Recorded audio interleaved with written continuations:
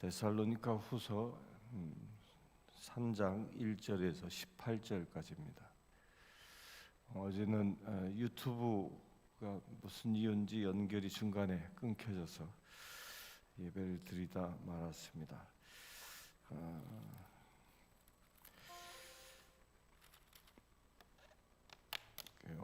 어제 이어서 하지 않고요, 그냥 처음부터 하도록 하겠습니다. 3장 1절에서 18절까지입니다. 3장 1절에서 18절. 1절부터 5절까지 봅니다. 끝으로 형제들아, 너희는 우리를 위하여 기도하기를, 주의 말씀이 너희 가운데서와 같이 퍼져나가 영광스럽게 되고, 또한 우리를 부당하고 악한 사람들에게서 건지시옵소서 하라.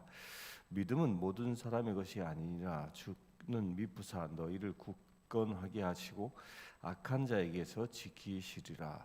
너희에 대하여 우리가 명한 것을 너희가 행하고 또 행할 줄을 우리가 주 안에서 확신하노니, 주께서 너희 마음을 인도하여 하나님의 사랑과 그리스도의 인내에 들어가게 하시기를 원하노라. 사도 바울이 이제 데살로니가 교회의 편지를 정리하면서 마지막 당부를 하고 있는데, 그 첫 번째 당부가 이 기도에 대한 부탁을 하고 있습니다. 그러니까 사도 바울은 바울의 사역의 가장 기초가 무엇이냐? 기도라는 겁니다. 기도. 예수님도 낮에 사역하시고 해가 지면 한적한 곳에 가셔서 기도하셨습니다. 이 기도함으로 사역이 또다시 준비되어지는 것이죠. 이것은 마치 기도와 사역은 동전의 양면과 같습니다. 기도 없이 사역이 이루어질 수 없고요, 이루어질 수 없는 겁니다. 곧 기도라는 것은 이 모든 사역의 가장 기초와 같은 것이다라는 겁니다. 그래서 사도 바울은 늘 자기의 형편과 처지를 성도들에게 알리고 그것을 위하여 기도하도록 부탁합니다. 오늘 말씀에서도 사도 바울이 이제 제2차 전도 여행을 하면서 마게도니아 지역에 나가 복음을 전하는데, 그 복음을 전할 때마다 유대인들이 박해했던 것이죠. 이 데살로니가 교회에서도 3주간 복음을 전하였으나 유대인들이, 거짓 교사들이 그 사도 바울을 박해하여 이제 쫓겨나가게 되는 그런 상황입니다. 그래서 고린도 지역에 안착하여 새로운 복음을 전하고 있는데, 이 바울의 그 여정은 늘 유대인들의 박해에 의하여 도망다니는, 또 그 박해 때문에 수많은 고통을 당하는 그런 여정이었던 것이죠. 그런 여정을 이겨나갈 수 있는 힘이 어디에서 오는 것이냐? 그 고난을 이길 수 있는 힘은 누군가 그를 위하여 기도함으로 얻어진다는 겁니다. 그래서 우리 성도들끼리는 서로가 서로를 위하여 기도해 줘야 할 이유가 바로 여기에 있는 겁니다. 세상 사람과 성도들과의 차이가 바로 여기에 있습니다. 세상 사람들은 상대의 허물과 약점들을 보면 그것을 가십거리 삼아 더 큰 소문을 만들어내지만, 우리 그리스도인들은 서로가 서로의 아픔과 그 상처들을 알게 되면 세상에 나불거리는 것이 아니라 하나님께 간구하는 기도 제목으로 받아들인다는 것입니다. 이것이 세상 사람과 그리스도인, 곧 우리 성도들과의 차이인 것입니다.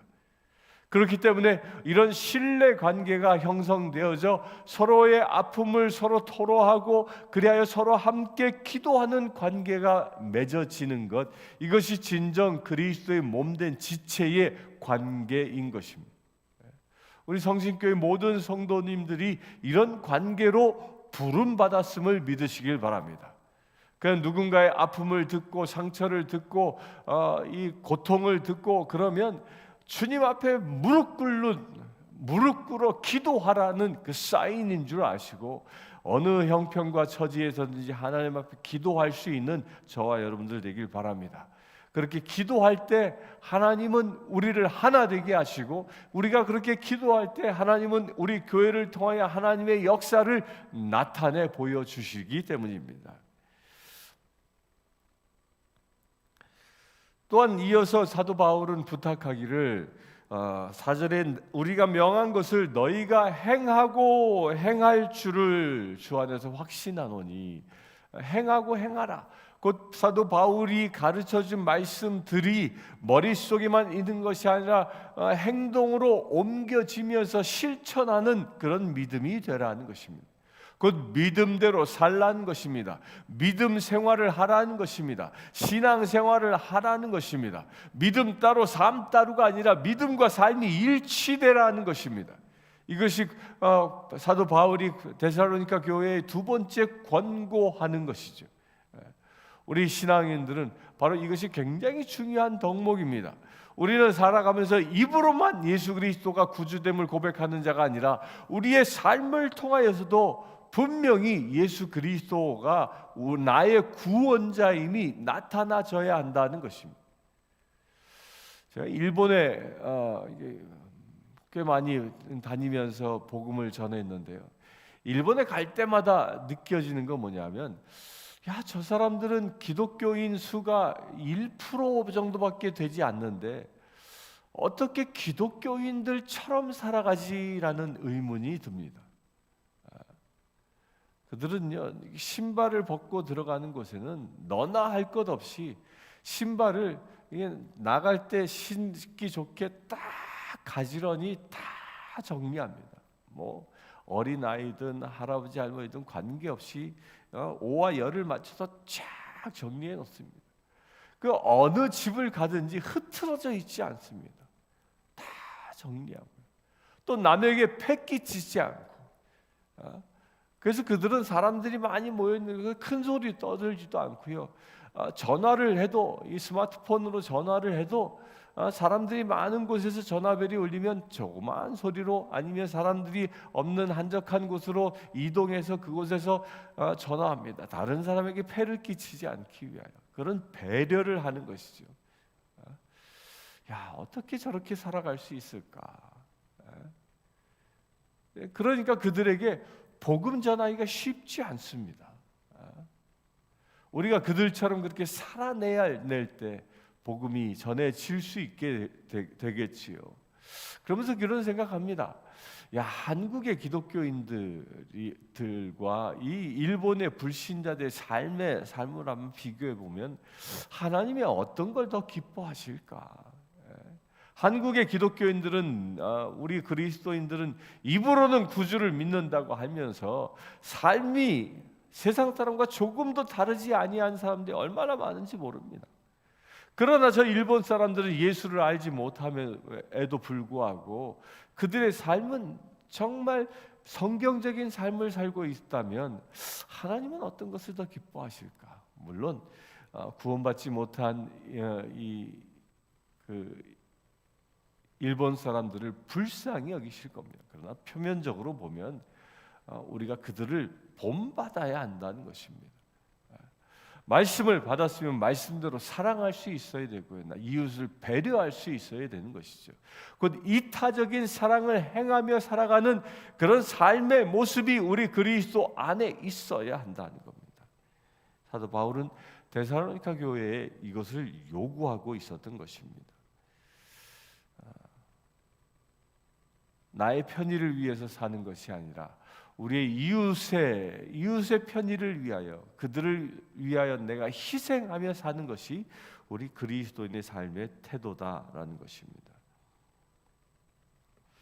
6절 보겠습니다. 형제들아, 우리 주 예수 그리스도의 이름으로 너희를 명하노니 게으르게 행하고 우리에게 받은 전통대로 행하지 아니하는 모든 형제들에게서 떠나라. 어떻게 우리를 본받아야 할지를 너희가 스스로 아나니 우리가 너희 가운데서 무질서하게 행하지 아니하며 누구에게서든지 음식을 값없이 먹지 않고 오직 수고하고 애써 주야로 일함은 너희 아무에게도 폐를 끼치지 아니하려 함이니 우리에게 권리가 없는 것이요 오직 스스로 너희에게 본을 보여 우리를 본받게 하려 함이라.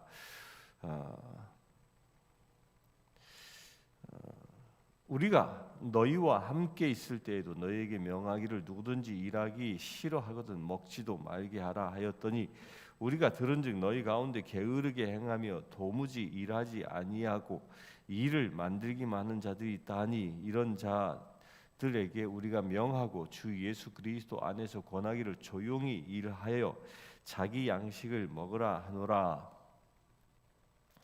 이 이야기가 이제 왜 생겼냐면 이 데살로니가 교인들은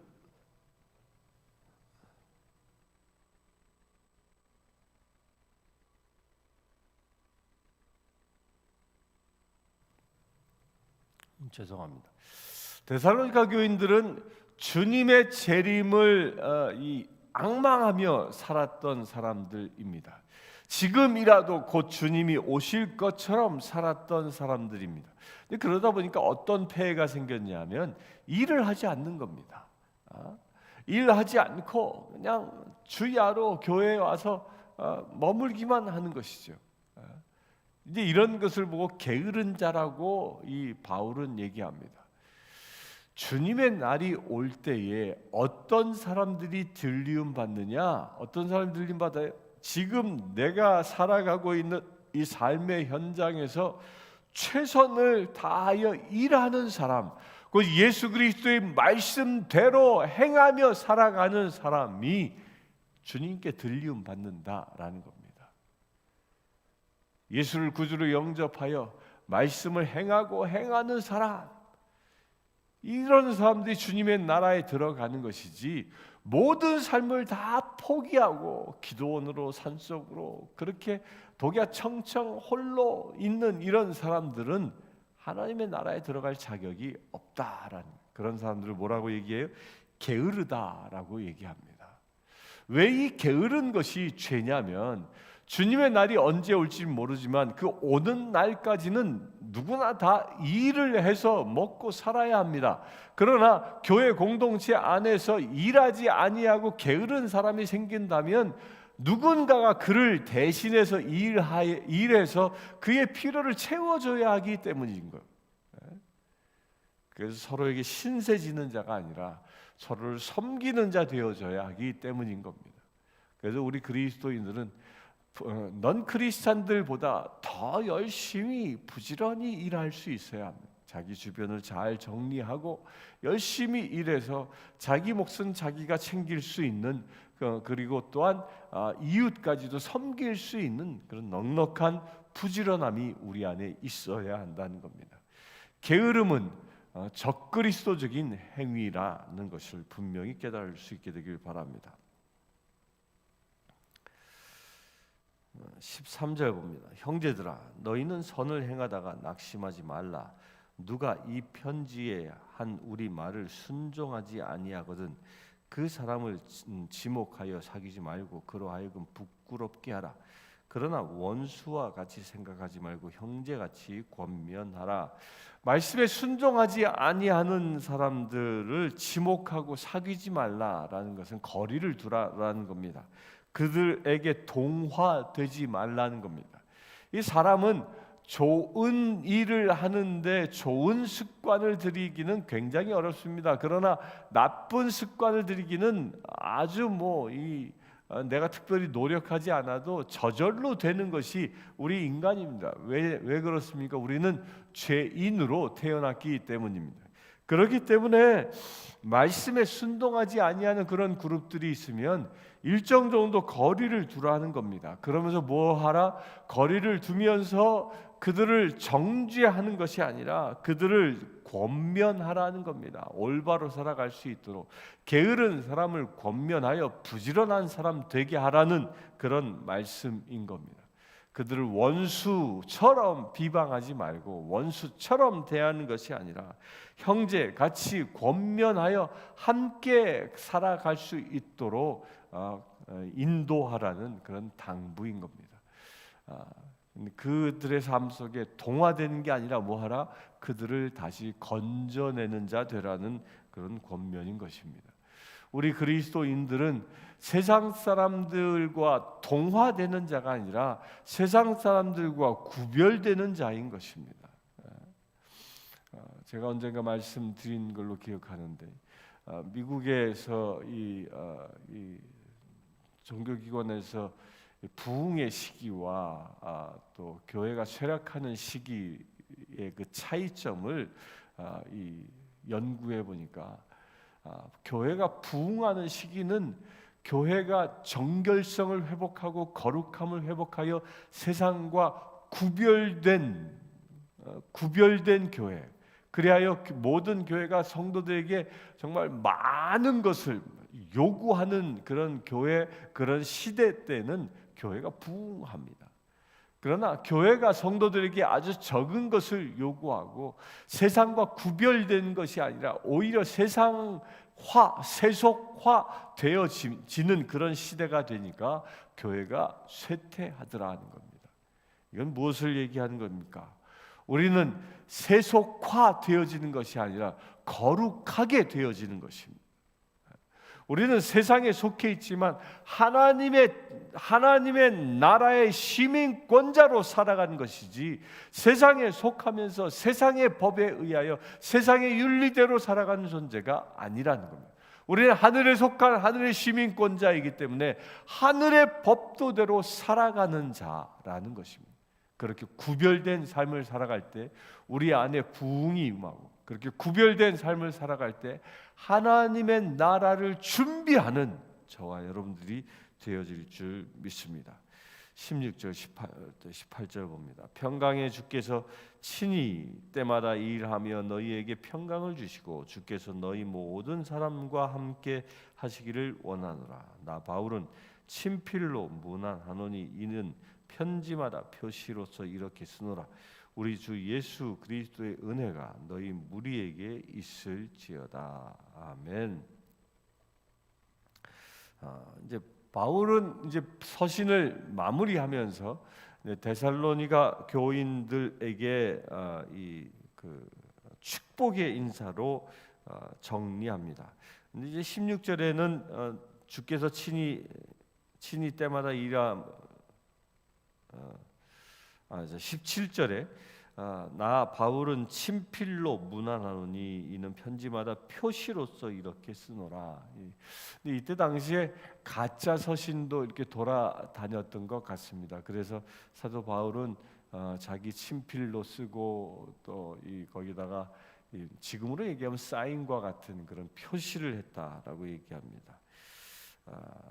지금도 현대 사회에서도요, 이 성경을 이 이단들 가운데 성경을 왜곡해서 배포하는 그런 교단들이 있죠. 이단들이 그걸 분별해 볼 수 있어야 한다는 겁니다. 아무거나 다 좋은 게 아니라는 거예요.